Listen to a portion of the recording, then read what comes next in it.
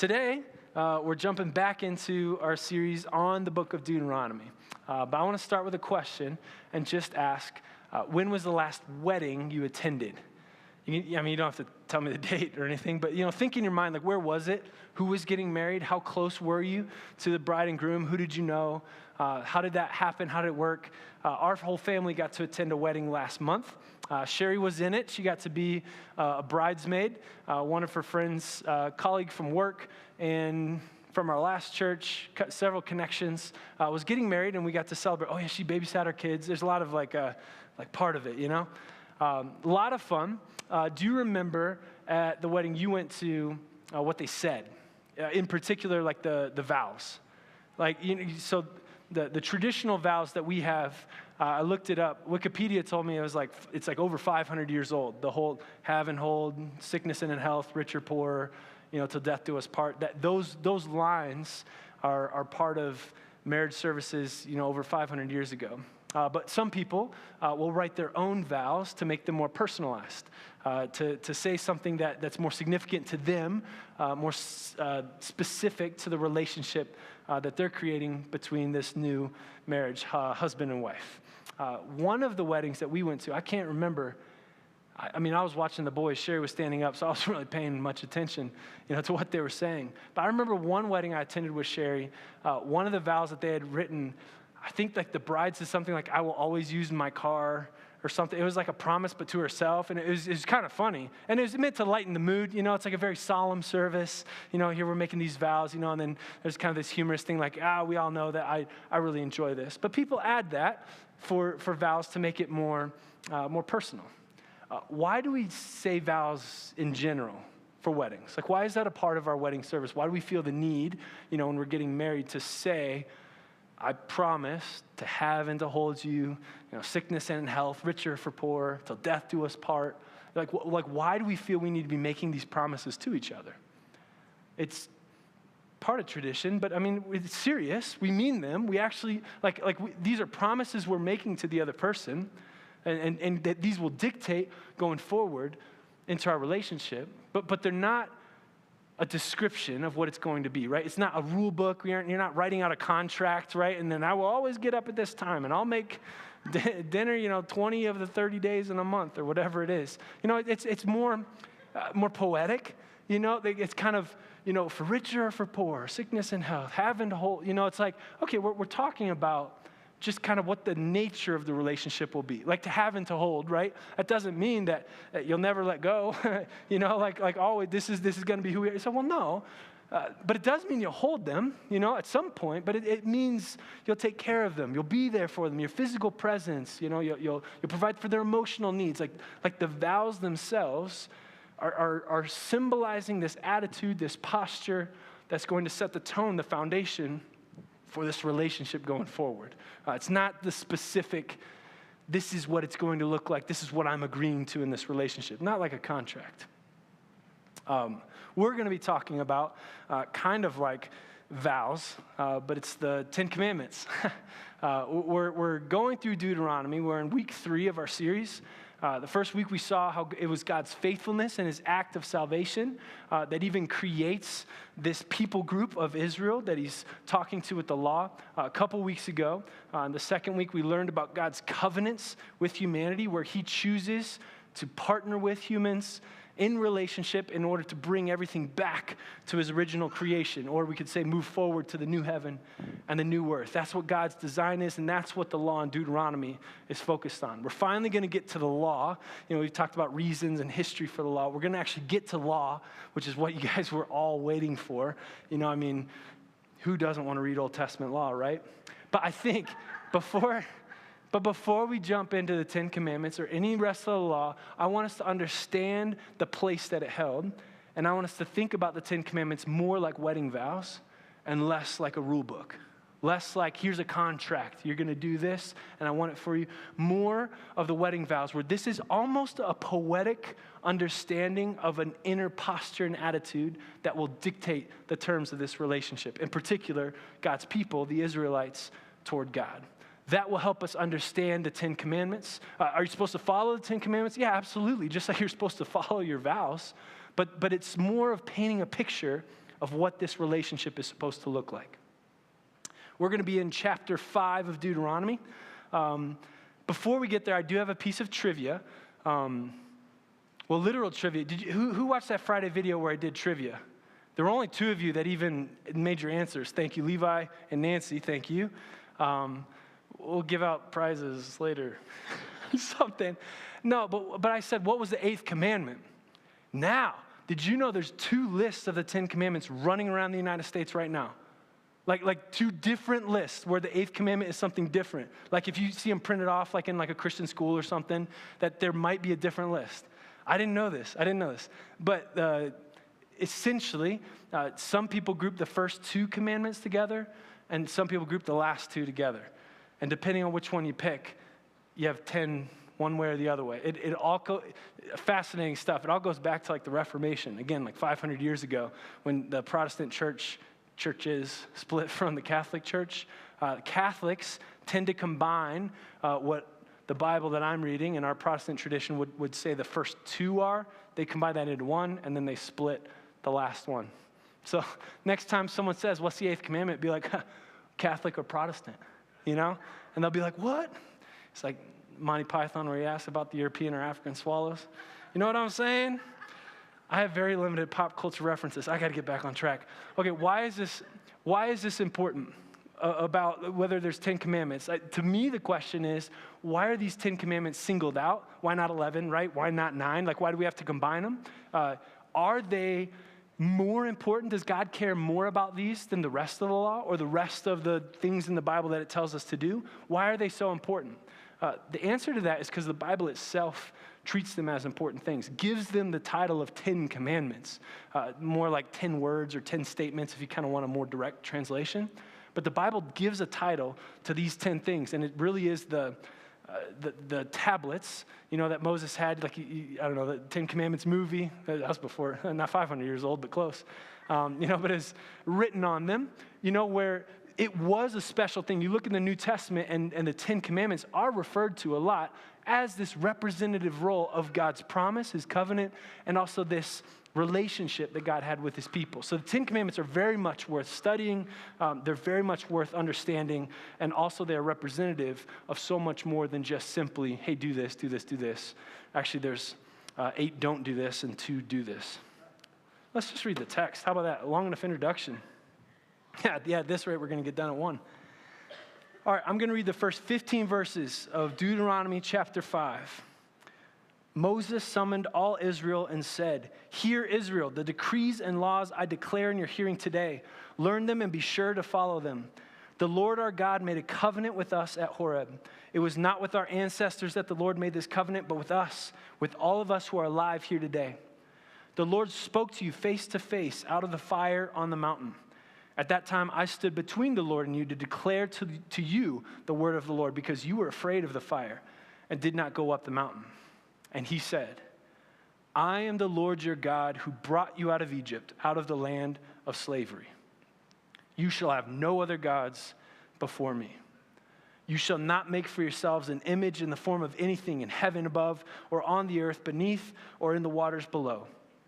You shall not bow down to them or worship them, for I, the Lord your God, am a jealous God, punishing the children for the sin of the parents to the 3rd and 4th generation of those who hate me, but showing love to 1,000 generations of those who love me and keep my commandments. You shall not misuse the name of the Lord your God. The Lord will not hold anyone guiltless who misuses his name. Observe the Sabbath day by keeping it holy, as the Lord your God has commanded you. 6 days you shall labor and do all your work, but the 7th day is a Sabbath to the Lord your God. On it you shall not do any work, neither you, nor your son or daughter, nor your male or female servant, nor your ox, your donkey, or any of your animals, nor any foreigner residing in your towns, so that your male and female servants may rest as you do. Remember that you were slaves in Egypt, and that the Lord your God brought you out of there with a mighty hand and an outstretched arm. Therefore the Lord your God has commanded you to observe the Sabbath day." We'll set it down for now, and we'll come back and do the rest of the 10 Commandments next week. I stopped it there after 4. There's sort of a natural break. The first 3 kind of 4 commands deal with our vertical relationship between us and God, or more specifically the Israelites and God. The other 6 commandments are more horizontal. It's how do we interact with each other. The Sabbath one is kind of both. So it's kind of who is God to us, but also how do we interact with each other with those stipulations. So that's why we're breaking it off here. We just got to go through each one and make sure we understand it. Now, here's the thing. The 10 Commandments aren't some sort of secret code. It's not hidden meanings that you really have to sift through and understand. Really pretty straightforward. These are the commands, just written out in my language. Just kidding, I have to turn it on for it to work. But then, yes, it works. All right, so first, no other gods. No idols, no misuse of God's name, and practice the Sabbath. That's my summary of what the first 4 commandments are. First one is really straightforward. This is going to be an exclusive relationship between the Israelites and God. All the other nations, all the other peoples, they had their own gods. They would follow all the other gods. A lot of these other gods were okay with polytheism, where you can worship other gods, just kind of whatever is necessary. God's saying, nope, not my people. The way that we're going to dictate this is going to be just me. Exclusive relationship. You cannot worship any other gods. None of them are close to me. That one's straightforward. 2, no idols. There's kind of 2 separate things that it's prohibiting here. The first one would be kind of like that first command, where all the other nations have their own gods, and generally they would make some sort of man-made image to worship, whether it's a massive statue at some sort of temple or altar, or a little hand carving that perhaps you'd keep in your own house. God says, no, you cannot worship them, just me, no idols. But the other thing that you might have caught in there as we're reading it is he prohibits making any image, even to represent him. So having no idols means you don't get to also make a little, hey, here's God, or here's Yahweh, the Almighty God, our God. Now, I just want to do a little thought experiment. Why do you think people would make a little hand carving of a God to keep in their house, or put over the fireplace or nightstand or whatever? Like, what's the appeal of doing that? Again, I don't think this is something we do. So okay, think back to the Israelites. What would the appeal be to creating a little image where you say, well, this is my God? I think, take time to do this, we'll have discussion later, but I think it just makes it easier, right? If you want to pray to your God, if you could just set a little thing and you bow down to it and you pray to it, right? Or if you need something from your God, or you want to demonstrate that you are really serious, you let it watch you as you pray, or you give it money, right? Or you put things underneath the idol as a sacrifice, an offering. It's simple. If you're going on a trip and you want to have your God come with you, you just put it in your pocket and off you go, right? You know what? It makes it easier because your God now can be something that you can kind of move around, control, make sure it's watching you. God says, hold on, that's not going to be our relationship. I'm not a pet, right? I'm not a toy. I am God, right? How do they know that he's close to them? If he doesn't show up, right? If they can't have little images, if there's no statue of him that they can go to on a pilgrimage, how do they know that he's near them? Because he just made that covenant with them. He promised them through his faithfulness, I will be with you. I'm going to go with you. Well, how can they be sure that he won't get frustrated or leave? And he said, well, here's the promises. We're going to enter a covenant. If you follow me in obedience, I will be with you. But I want to have a dynamic relationship with you, much more like a marriage and less like a pet or a toy, that you get to dictate and just move around and do whatever you want. That's what God's forbidding when he says no idols. It's definitely not worshiping other gods, but it's also like, don't put me in a box. How could I be contained, right? This is God speaking. How could I be contained in something that your hand made? My hand made you, you can read back in chapter 4. He talks, you didn't see an image when I appeared to you in the mountain. It was thunder, it was lightning, it was fire. You were afraid of it. Moses is even saying, I had to mediate. You didn't even want to see me. You didn't even want to be close. Don't try to put me in a little figurine that you can hold close. It's a lot less dangerous. No, remember who I am. All right, number 3, you shall not misuse the name of the Lord, God's name, or you shouldn't take the Lord's name in vain. That's another translation you guys might have heard. A lot of people want to just say, okay, this means don't curse, right? Keep your words clean, but it doesn't specify how you're supposed to not misuse his name. So therefore, it's open to everything. Anything that we're going to label or use as God's name, make sure we're actually referring back to God. Do you remember the purpose of this nation? It was supposed to show the rest of the world how wise this people was to have a God that lives so close to them. This is chapter 4 at the beginning. And so if they're going to just use God's name and misrepresent him, that's going to ruin their purpose, because then people won't be able to see who God is. They'll just see whatever you're doing. So be very careful about what you do in terms of saying God's name. All right, and then the last one, the Sabbath. This is the fun one. It's got the longest explanation behind it, the greatest rationale for why you should do the Sabbath. And another interesting note, this is the second time we see the Ten Commandments in the Bible. In Exodus chapter 20, that's right when they received it. It's written down. And now here is the speech. Remember I said, it's like 3 weeks ago now. This is like Moses' graduation farewell speech. He's repeating what he's already told them. So it's here, the Ten Commandments in Deuteronomy chapter 5, also in Exodus 20. Moses gives a different rationale for why they should do the Sabbath here than he did in Exodus. Another fun, fascinating homework assignment if you're interested, but the emphasis here in Deuteronomy is very much about who you were. You were a people enslaved in Egypt. God brought you out of that. Therefore, practice the Sabbath.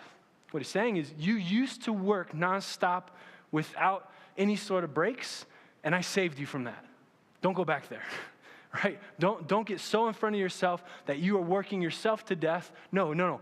I gave you a break. I gave you rest. Remember that. That's what I have done for you. 1 day a week, rest. Also, what's the ultimate purpose of God's covenants? Where's he taking the world? Well, it's back to the garden or forward to the new heaven and the new earth where there's rest, where there's peace. It's not just, hey, remember where you came from, but it's also, hey, remember where you're going. Remember where I'm taking you. This is a spiritual practice that he's inviting the Israelites to remember so that they don't go off and do their own thing. Sure, it's going to be hard. There's going to be lots of things to do, people to conquer, and fields to grow, and families to take care of. But every week within your regular rhythms of life, remember where you're from, what I did for you, and remember where I'm taking you. We're going to do that by doing the Sabbath. And the Sabbath itself, oh man, I even made a note, this would be a great series for next year, the Sabbath. There's so much here that we could talk about. It's a rest. It's not even a symbol. It's not, okay, I'll go to church and gather. It's a rest. It's a rest from work. That's what he's talking about here. It's a holy day, just like we're talking about how God is holy. Keep this day holy. All in all, we've got these 4 commands, the first commandments that we're looking at. So no other gods, no idols, no misuse of God's name, and practice the Sabbath. What holds these all together? What is if we're saying these are wedding vows, what describes the relationship that these are promising to? I think the summary, or I think what it's going at is we're trying to see God as being great, as being bigger than what we're saying, right? So no other gods. Look, there's no one that's even like God. Like there's not even an alternative. Don't even think about, adding another God as if there's someone else on his level. No, God's far above. No idols. Don't shrink him down into something that you can fit into your pocket. No, God is God. Don't misuse God's name. He has a holy, you don't own God. He owns himself. He owns you. So don't just start saying what you want about him if it's not going to be true. Same thing with practicing Sabbath. Remember who God is. Remember where he's taking us. All these commands want to make sure that our life reflects how big and great and praiseworthy God is. I'd summarize these 4 commands like, not that, this. Oh, I missed the whole point, guys. Okay, there was a good question. I knew I was going to do this because in practice I skipped it, and I was like, oh, and I got to go back. All right, this is the part that I wanted to cover. After the idols, there's this part where it says, this is the next slide. That's why I remembered it. Let's read it. All right, the Lord your God, I, the Lord your God, am a jealous God, punishing the children for the sin of their parents to the 3rd and 4th generation of those who hate me, but showing love to 1,000 generations of those who love me and keep my commandments. I did want to make a note of this because as you listen to this, you're like, yeah, what? Like that feels unfair for one. That also doesn't sound like God. This is a massive threat. Hey, don't do it or else, and not just you, your kids, right? And it just doesn't fit with who we say God is. And in fact, later on in the law itself, it contradicts what God is going to say. Here, this is Deuteronomy 24:16. It says, parents are not to be put to death for their children, nor children put to death for their parents. Each will die for their own sin. Put kind of a negative way. But what it's saying is that there's none of this intergenerational destruction, right? So it's like if your parents messed up, you don't have to pay for that. And yet over here in the Ten Commandments, he says, punishing the children for the sin of the parents to the third and fourth generation. What gives? Right? Like, I don't know about you, but when I read this, it's like, well, highlight that part. Let's go back to that later. Most interpreters understand what's being said here in this threat at the end for hey, make sure you obey, is more artistic, more poetic. The third and fourth generation would be everyone living in a household. Just think about it. If you grow up and you stay in the same house, don't move away like our culture does, you'd have 3, maybe 4 generations all living together. What they think is the literary device God is using is essentially saying, hey, if you're going to worship an idol, it's not just going to affect you, it's going to affect your whole household. Religious devotion is going to be influenced by whoever's in charge. And most of these commandments are speaking to the head of household. There's a couple other hints, especially like with like the Sabbath, where it's like let your male and female servants, your donkeys, and everything. It's the owner, right? You're talking to whoever the head of the household is receiving these commands. So, all right, if you want to worship idols, it's going to affect not just you, your whole family, everyone living with you. Religious devotion is heavily influenced by your close family, who's around you, is what he's saying. And then the flip side, saying the love to 1,000 generations for those who love me and keep my commandments, that's definitely hyperbole. God doesn't keep track of 998, 999. He's saying, I much more want to love you than punish you.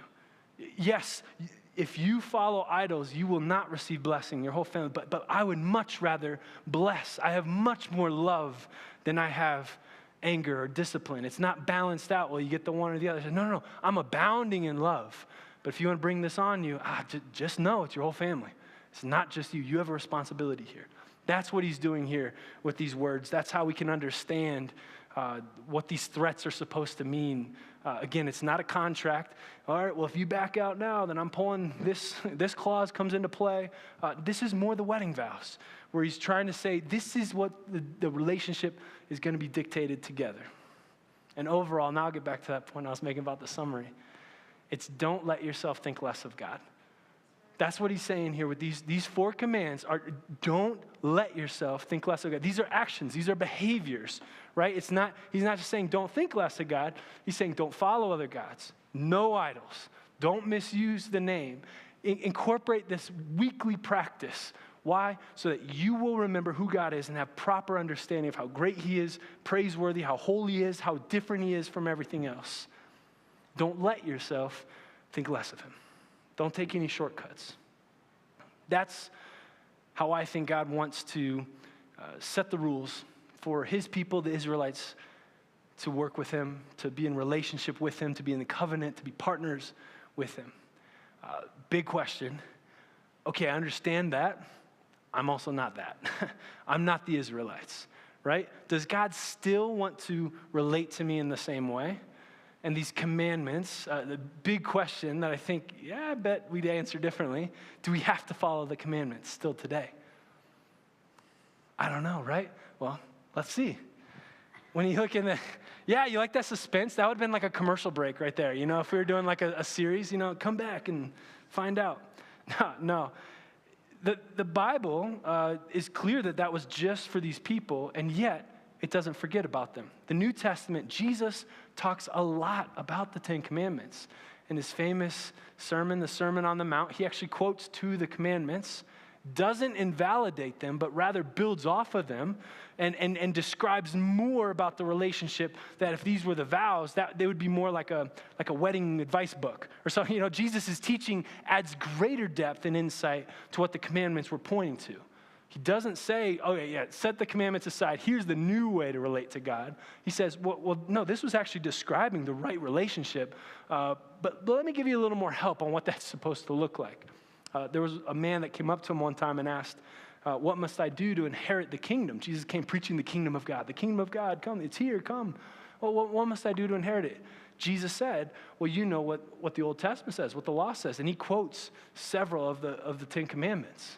The man says, well, I've done all of those.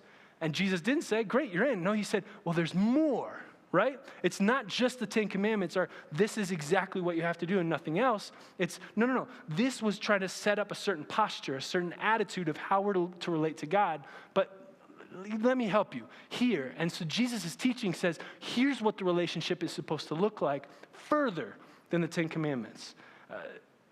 What we have in the Bible to answer, should we still follow them, is, well, yeah, we're going to have to, but also further, like the actual relationship that it represents. I don't want us to think the Ten Commandments are some sort of checklist where if we can do these right, then we can have security. We can have assurance that God will save it. No, that's never what it was. These are the vows of how we're to have a relationship committed to God. And so when we read the Ten Commandments, it's helpful for us to understand, what does this relationship look like?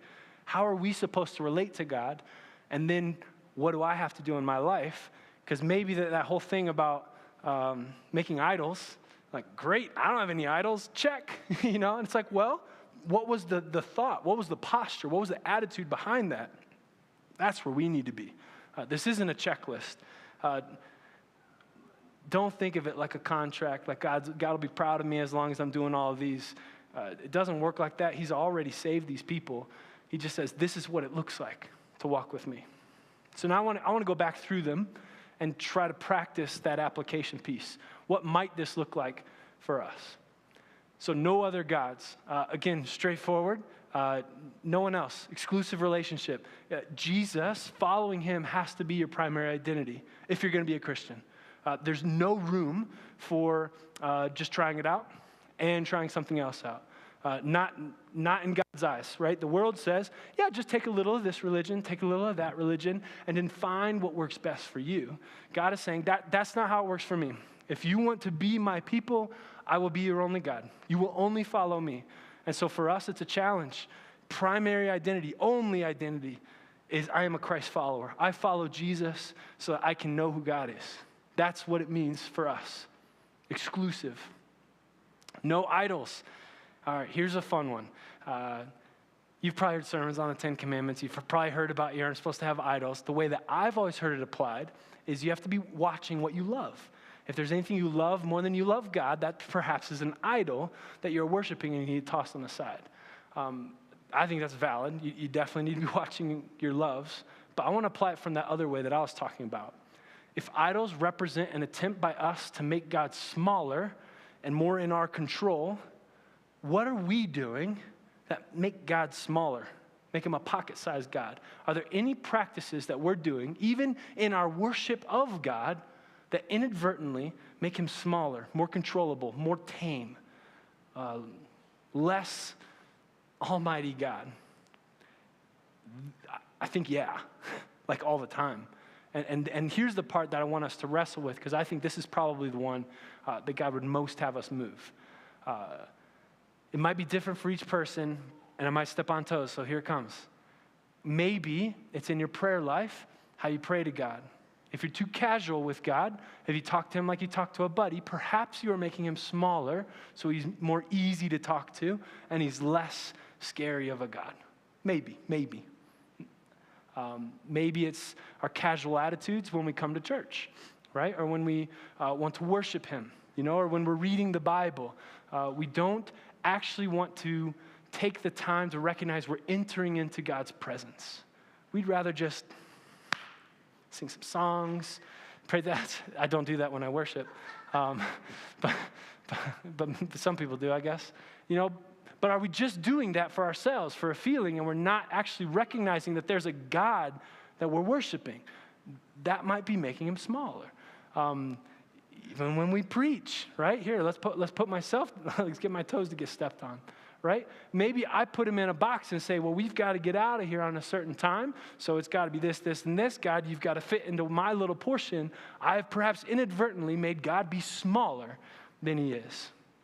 Maybe it's in when you go to God to pray. You only go when you need something, right? And then when you're done with him, you put him back on the shelf and go about your day when things are good, only to pick him back up when there's another tragedy or some big event is happening and you need his direction.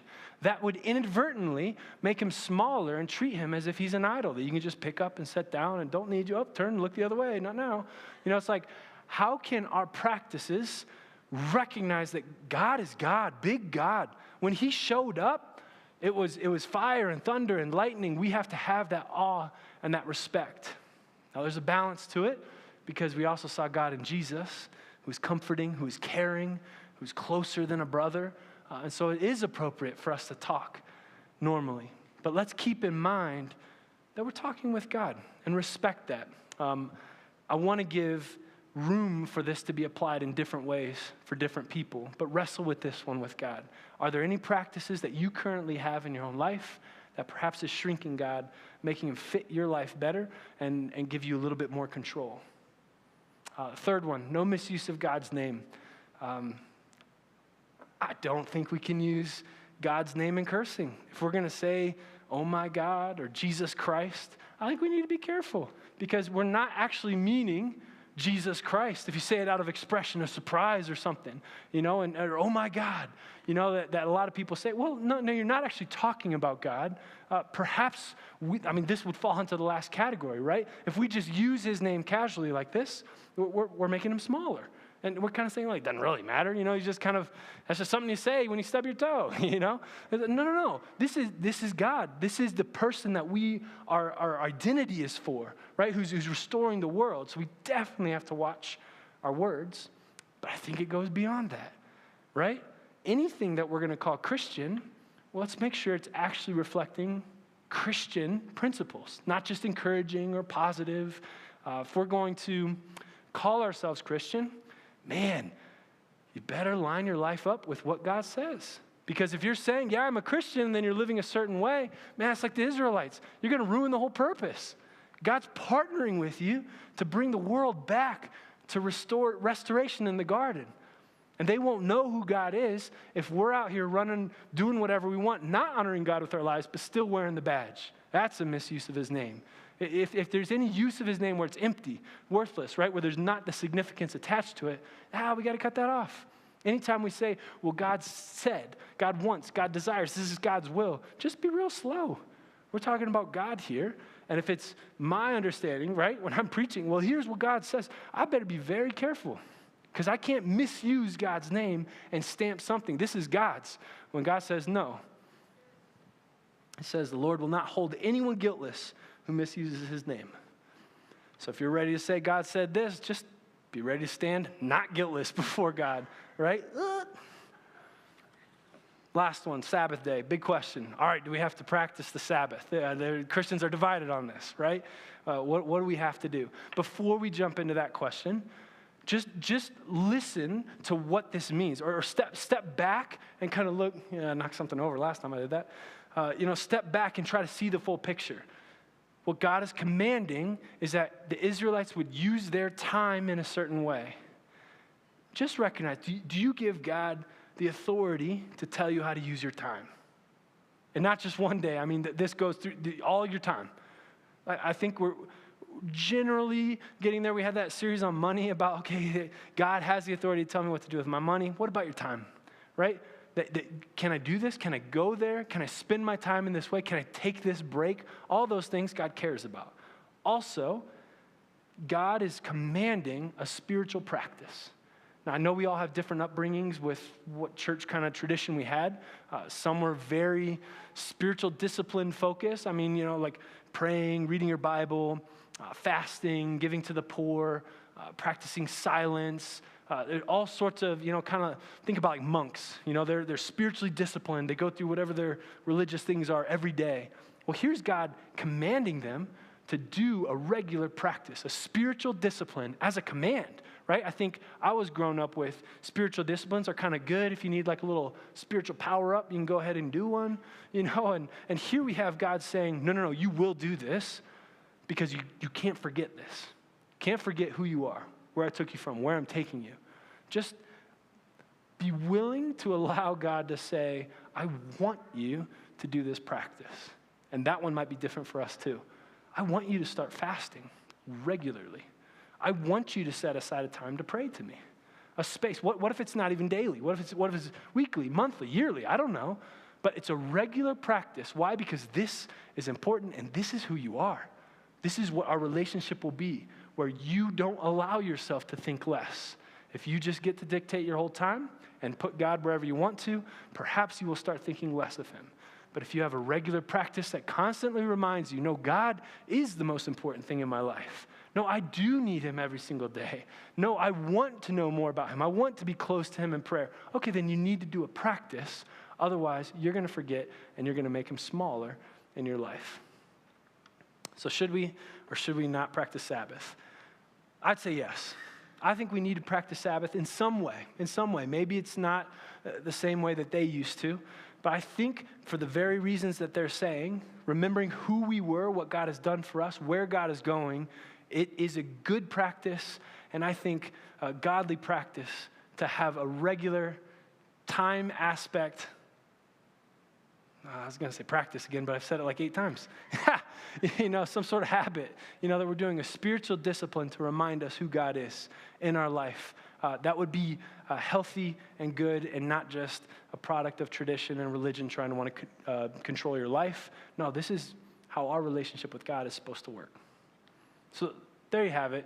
There's plenty more. We're going to take time to discuss at the end like we always do. But these 4 commands are dictating not what we have to do, not a checklist for us to follow, but rather it's describing almost poetically what our relationship with God should be. God is great.